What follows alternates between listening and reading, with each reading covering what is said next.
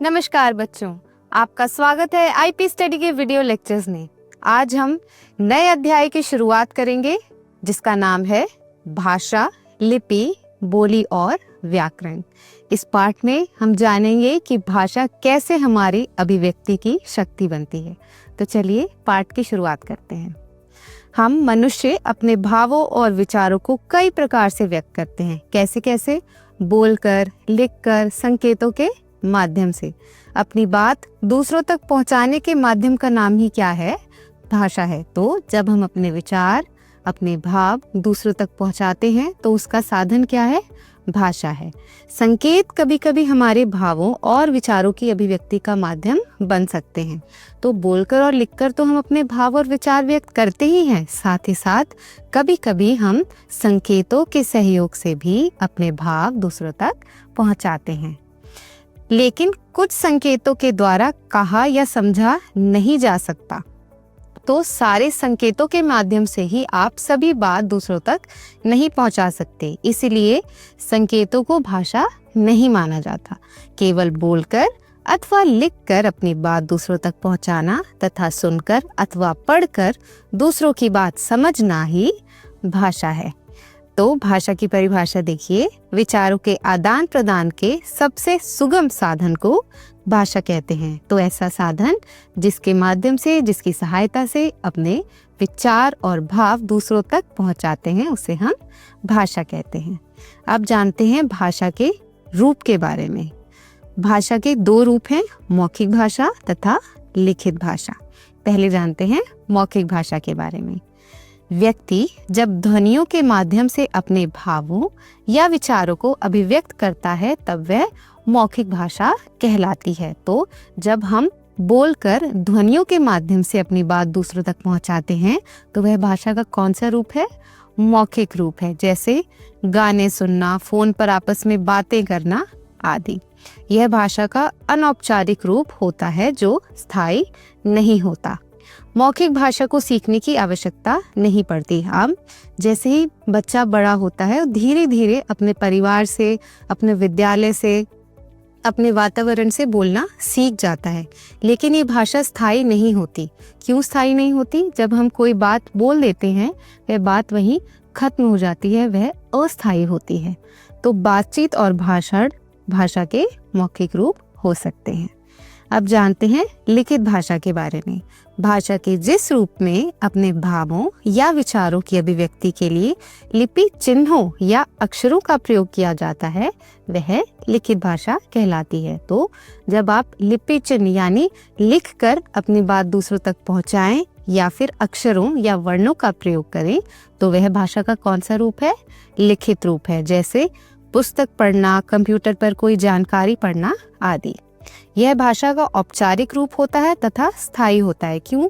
क्योंकि आप उसे कहीं ना कहीं लिख के रखेंगे तो वह स्थायी हो जाएगा, परमानेंट हो जाएगा। इसे प्रयास पूर्वक सीखना पड़ता है। तो जैसे जैसे हम लिखते हैं वैसे वैसे हमारे प्रयास से हमारी भाषा और हमारी लिखावट सुधरती है। कभी कभी हम संकेतों द्वारा भी अपने भाव दर्शाते हैं जो सांकेतिक भाषा के अंतर्गत आते हैं। जैसे होर्डिंग पर संकेत बना देना, लाल बत्ती, डिजिटल रूप में आए अनेक नए प्रकार के संकेत जो एसएमएस या व्हाट्सएप पर बात करते हुए अपने भाव दर्शाने के लिए प्रयोग किए जाते हैं। व्हाट्सएप पे चैट करते समय हमें बहुत सारे इमोजीज दिखते हैं जिसके माध्यम से हम अपने भाव दूसरों तक पहुंचाते हैं। तो वह भाषा का सांकेतिक रूप है। इसके अलावा जब हम रोड पर चलते हैं तो हमें ट्रैफिक लाइट्स दिखती हैं जो संकेत हैं कि हमें कहाँ रुकना है, कहाँ चलना है या कहाँ ठहराव देना है। तो वो भाषा का सांकेतिक रूप कहलाएगा। इन्हें भेजने वाला और प्राप्त करने वाला दोनों ही समझ जाते हैं। ये केवल संकेत हैं जो समझ लिए जाते हैं। तो ये केवल संकेत के रूप में काम करते हैं जो समझे जा सकते हैं। पशु पक्षी बोलते हैं और आपस में अपनी बात भी प्रकट करते हैं, लेकिन हम उनकी बात नहीं समझ पाते। हम पशु पक्षियों की बात को नहीं समझ पाएंगे, वे केवल एक दूसरे की बात ही समझ सकते हैं। उनके बोलने को उनकी आवाज कहा जाता है। भाषा में पहले मौखिक भाषा का प्रयोग किया गया, फिर उस मौखिक रूप को कुछ चिन्हों द्वारा लिखित रूप दिया गया। तो पहले पुरातन काल में भाषा को केवल बोलकर प्रकट किया जाता था, परंतु धीरे धीरे जैसे जैसे भाषा का विकास हुआ उसके लिपि चिन्ह बने और हमारी भाषा का भी विकास हुआ जो लिखित रूप में परिवर्तित हुआ। अब जानते हैं भारतीय भाषाओं के बारे में। आधुनिक भारतीय भाषाएं कौन कौन सी हैं? हिंदी, संस्कृत, पंजाबी, कश्मीरी, बंगाली, असमिया, मणिपुरी, नेपाली, उड़िया, तेलुगु, तमिल, कन्नड़, मलयालम, कोंकणी, बोडो, डोगरी, मैथिली, संथाली, सिंधी, मराठी, उर्दू और गुजराती। ये सब क्या है? हमारी आधुनिक भारतीय भाषाएं हैं। इन्हीं 22 भाषाओं को भारतीय संविधान द्वारा राष्ट्रीय भाषा के रूप में मान्यता दी गई। तो हमारे भारतीय संविधान में 22 भाषाओं को मान्यता प्राप्त है और वे 22 भाषाएं कौन कौन सी हैं जिनका अभी हमने उच्चारण किया। अब जानते हैं हिंदी राजभाषा और राष्ट्रभाषा के बारे में। भारतीय संविधान में 14 सितंबर 1949 को हिंदी को राजभाषा के रूप में स्वीकार किया गया। ध्यान रखिए, हिंदी को राजभाषा के रूप में स्वीकार किया गया। कब? 14 सितंबर 1949 में। इसे भारतीय संघ के कामकाज की भाषा बनाया गया। तो राजभाषा मतलब भारतीय संघ की कामकाज यानी सरकारी कामकाज की भाषा के रूप में इसे बनाया गया। भारत के एक कोने से दूसरे कोने तक हिंदी समझी और बोली जाती है। कश्मीर से लेकर कन्याकुमारी तक हिंदी भाषा बोली भी जाती है और समझी भी जाती है। हिंदी विश्व में सबसे अधिक बोले जाने वाली तीसरी भाषा है। तो विश्व में हिंदी का स्थान है तीसरा, जिसे लोग सबसे ज्यादा बोलते हैं। भारत के अधिकांश लोग इसी के माध्यम से अपने समस्त कार्य पूर्ण करते हैं। अब हिंदी क्या है? भारतीय संघ की राजभाषा है। भारत में हिंदी का प्रयोग 3 स्तरों पर होता है। कौन कौन से? ऐसे राज्य जहां शासन, शिक्षा और राजकाज की भाषा हिंदी है। ऐसे राज्य कौन कौन से हैं? उत्तर प्रदेश, मध्य प्रदेश, राजस्थान, बिहार, हिमाचल प्रदेश, हरियाणा, उत्तरांचल, छत्तीसगढ़, दिल्ली और अंडमान निकोबार। तो ये ऐसे राज्य हैं जहां हिंदी को शासन, शिक्षा और राजकाज के लिए प्रयोग किया जाता है। ऐसे राज्य हैं जहां हिंदी को द्वितीय भाषा के रूप में मान्यता प्राप्त है। तो प्रथम ना होकर उसे द्वितीय रूप में स्वीकार किया जाता है। ऐसे राज्य कौन कौन से हैं? पंजाब, गुजरात और महाराष्ट्र। अब तीसरा स्तर कौन सा है? ऐसे राज्य जहां हिंदी का प्रयोग संपर्क भाषा के रूप में किया जाता है, जैसे तमिलनाडु, आंध्र प्रदेश, कर्नाटक, केरल और बंगाल। तो हमने 3 स्तर पढ़े। ऐसे राज्य जहां शिक्षा कामकाज के रूप में हिंदी का प्रयोग होता है, ऐसे राज्य जहां द्वितीय भाषा के रूप में हिंदी का प्रयोग होता है, और ऐसे राज्य जहां पर हिंदी को संपर्क भाषा के रूप में प्रयोग किया जाता है। अब जानते हैं हिंदी भाषा का महत्व। संपर्क भाषा के रूप में हिंदी का प्रयोग अधिकांश स्थानों पर अत्यंत सरलता से किया जाता है। भारत के अलावा Trinidad, Suriname, Fiji, Mauritius, Nepal, England आदि अनेक देशों में इसके पठन पाठन की भी सुविधा है। तो हिंदी केवल भारत तक सीमित नहीं है, ये अन्य कई देशों में फैली हुई है, जैसे त्रिनिदाद, फिजी, मॉरिशस आदि। हिंदी का साहित्य अत्यंत समृद्ध है और इसे सीखना भी अत्यंत सरल है। हिंदी के शब्द भंडार में अरबी, फारसी तथा संस्कृत के अनेक शब्द हैं। तो हिंदी में केवल हिंदी के शब्द नहीं हैं। कौन कौन से शब्द हैं? संस्कृत के हैं, उर्दू फारसी के हैं, अंग्रेजी के हैं जिसे आप तत्सम, तद्भव, देशी या विदेशी शब्द भी कहते हैं। सभ्यता के विकास के साथ इसमें अन्य विदेशी भाषाओं के अनेक शब्द भी घुल मिल गए हैं। अब जानते हैं उपभाषा और बोली के बारे में। सीमित क्षेत्र में प्रयोग की जाने वाली भाषा को बोली कहा जाता है। तो जहाँ पर सीमित क्षेत्र में किसी भाषा का प्रयोग किया जाए तो वह भाषा न रहकर बोली बन जाती है, क्योंकि उसका क्षेत्र कम होता है, वह व्यापक नहीं होता है। अर्थात अल्प विकसित तथा स्थानीय व्यवहार के रूप में प्रयोग होने वाली भाषा को बोली कहते हैं। तो जो स्थानीय क्षेत्र में बोली जाती है उसे हम बोली कहते हैं। बोली का कोई लिखित रूप नहीं होता, अर्थात उसमें साहित्य नहीं लिखा जाता है। हाँ, जब कोई कवि किसी बोली में साहित्य की रचना करता है तो वह बोली क्या बन जाती है? उपभाषा के अंतर्गत आ जाती है। जैसे सूरदास ने ब्रज में रचना की, तुलसीदास ने अवधी में की, जायसी ने अवधी में की, अमीर खुसरो ने खड़ी बोली में अपनी रचना की, तो ये बोली ना बन के क्या बन जाती है? उपभाषा बन जाती है। ब्रज तथा अवधी तब तक केवल बोलियां थीं, उसके बाद उन्हें उपभाषा के रूप में स्वीकार कर लिया गया। तो जब उसमें साहित्य रचा जाने लगा तो वह बोली न रहकर क्या बन गई? उपभाषा बन गई। हरियाणा में बोली जाने वाली हरियाणवी, राजस्थान में बोले जाने वाली मारवाड़ी, बिहार में बोले जाने वाली भोजपुरी, उत्तराखंड में बोले जाने वाली कुमाऊनी तथा गढ़वाली बोलियों के उदाहरण हैं। ये उपभाषा नहीं है, ये बोली है। तो ये थी उपभाषा और बोली। तो जब उसमें साहित्य नहीं रचा जाता तो वह क्या होता है? बोली। परंतु जब उसमें साहित्य रचा जाने लगे तो भी वह भाषा नहीं, क्या बनती है? उपभाषा बनती है।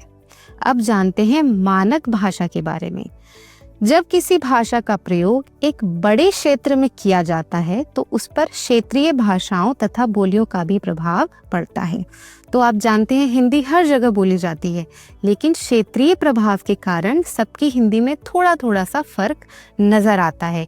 क्योंकि इसमें एक रूपता नहीं रहती, तो एक रूपता लाने के लिए हिंदी का मानक रूप निश्चित किया जाता है। भाषा की एक रूपता बनाए रखने के लिए भाषा के मानक रूप की आवश्यकता पड़ती है, ताकि उसके शुद्ध रूप को जाना जाए। शिष्ट लोगों द्वारा प्रयोग किए जाने वाला तथा विद्वानों द्वारा स्वीकृत किया गया भाषा रूप ही भाषा का मानक रूप है। तो एक रूपता लाने के लिए ऐसी भाषा जिसे शिष्ट या फिर ज्यादातर स्वीकृत किया जाए, उसे हम भाषा का मानक रूप कहेंगे।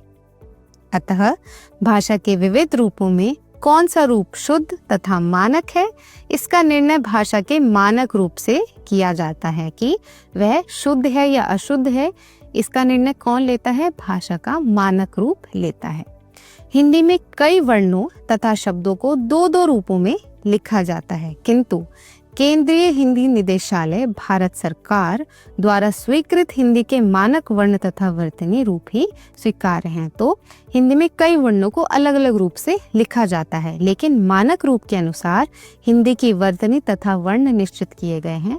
देखिए यहाँ अमानक वर्ण दिए गए हैं, ऐसे भी लिखा जाता है, परंतु मानक रूप क्या है जो हम अपनी भाषा में प्रयोग करते हैं। यहाँ दिए हैं संयुक्त वर्ण। देखिए यहाँ कुछ वर्ण दिए हैं जिसे पहले इसी तरह लिखा जाता था, परंतु परिवर्तन के साथ इनमें भी परिवर्तन आया और मानक रूप जो निश्चित किया गया वो इस प्रकार लिखा गया।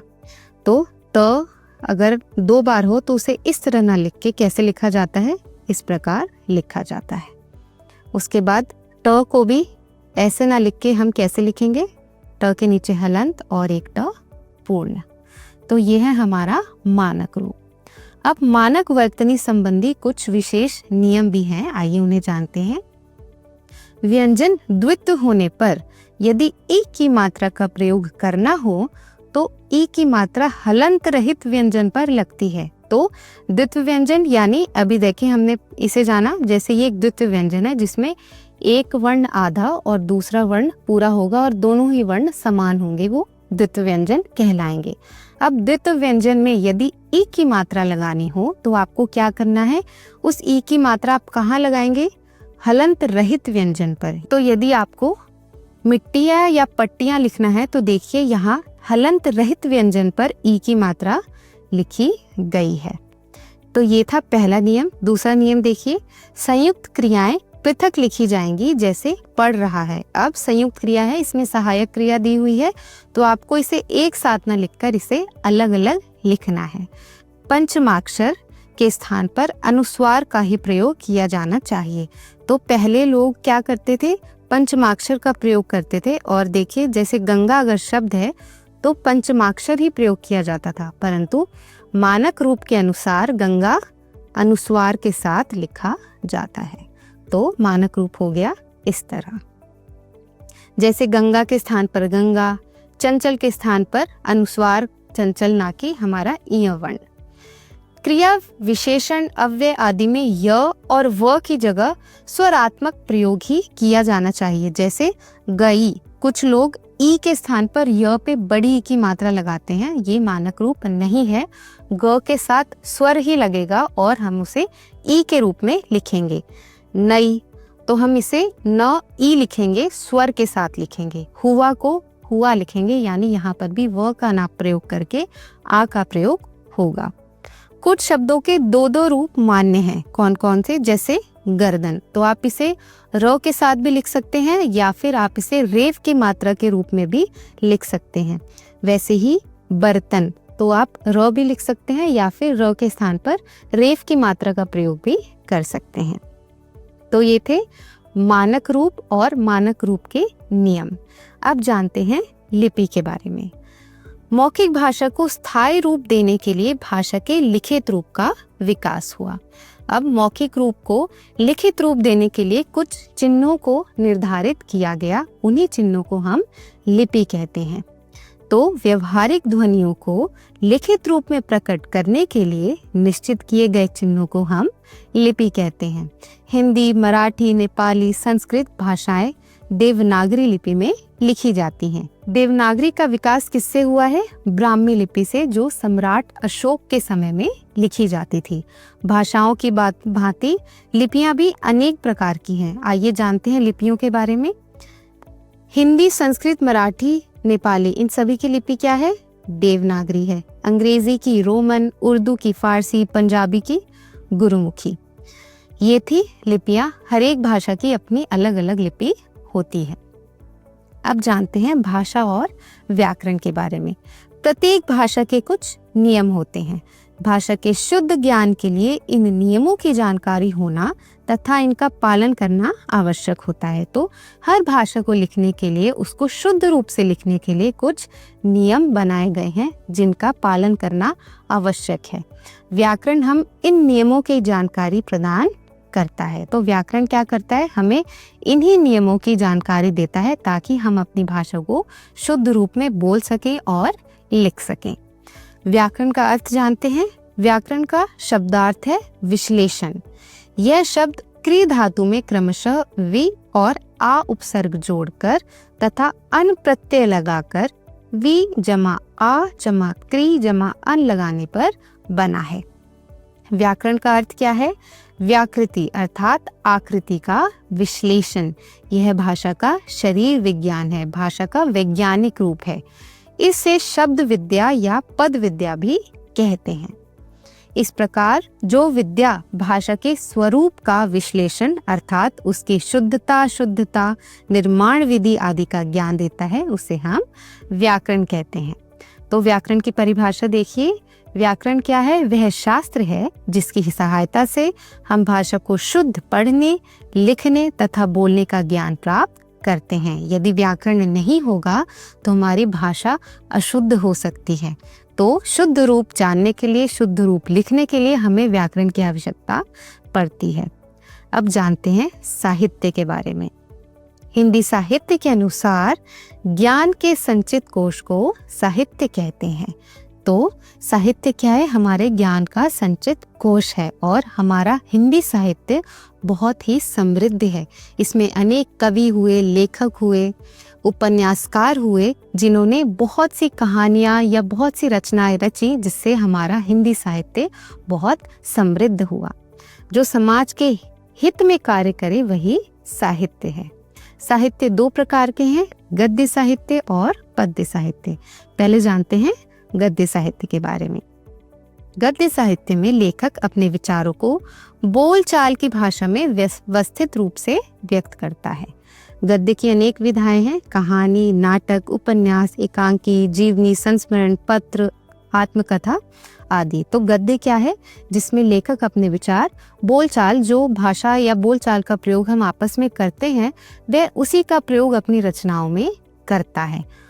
हिंदी के प्रमुख साहित्यकार कौन कौन से हैं? भारतेंदु हरिश्चंद्र, महावीर प्रसाद द्विवेदी, मुंशी प्रेमचंद, भीष्म साहनी, फणीश्वर नाथ रेणु, इलाचंद्र जोशी, जैनेन्द्र आदि। तो हमारे हिंदी साहित्य में अनेक लेखक हुए हैं जिन्होंने बहुत सी रचनाएं रची और हिंदी साहित्य को सुंदर बनाया।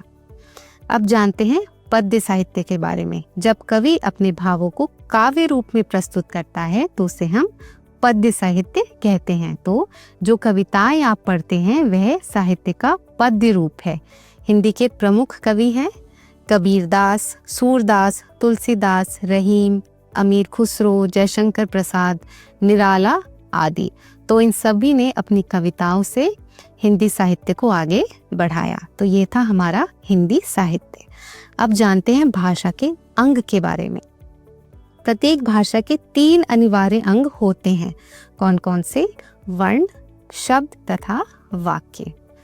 व्याकरण में इन्हीं तीनों पर विचार किया जाता है।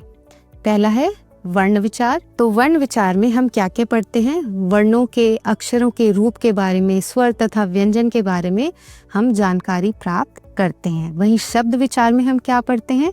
शब्दों की बनावट, उनका रूप, भेद और प्रयोग के नियम, कि वे शब्द कहाँ से उत्पन्न हुए, वे किस तरह उनके अर्थ बदलते हैं, किस तरह उनके रूप होते हैं। तो जब हम शब्दों का ज्ञान प्राप्त करते हैं तो उसे हम शब्द विचार कहते हैं। वाक्य विचार में हम क्या जानते हैं? इसके अंतर्गत वाक्य, वाक्य के प्रकार, वाक्य विश्लेषण, संश्लेषण, वाक्य रूपांतरण, विराम चिन्ह आदि के संबंध में अध्ययन किया जाता है। तो ये थे हमारे व्याकरण के 3 अंग, वर्ण विचार, शब्द विचार और वाक्य विचार। सारांश देखते हैं। हमने जाना विचारों के आदान प्रदान के सबसे सुगम साधन को हम भाषा कहते हैं। शिष्ट लोगों द्वारा प्रयोग किए जाने वाला तथा विद्वानों द्वारा स्वीकृत किया गया भाषा रूप ही भाषा का मानक रूप है। भाषा के 3 अनिवार्य अंग हैं, वर्ण, शब्द तथा वाक्य। साहित्य क्या है? ज्ञान के संचित कोश को हम साहित्य कहते हैं। साहित्य के भी हमने 2 प्रकार जाने, गद्य साहित्य और पद्य साहित्य। आज का अध्याय यही समाप्त होता है। आज हमने भाषा के महत्वपूर्ण अंगों को समझा, भाषा की महत्ता को समझा और भाषा के साहित्य के बारे में भी जाना। यदि आपकी भी रुचि हो तो आप भी कविताएं लिखिए, कहानियां लिखिए और अपना मनोबल ऐसे ही बढ़ाइए। अगले अध्याय में मिलते हैं नए विषय के साथ। तब तक पढ़ते रहिए, सीखते रहिए और मुस्कुराते रहिए। धन्यवाद।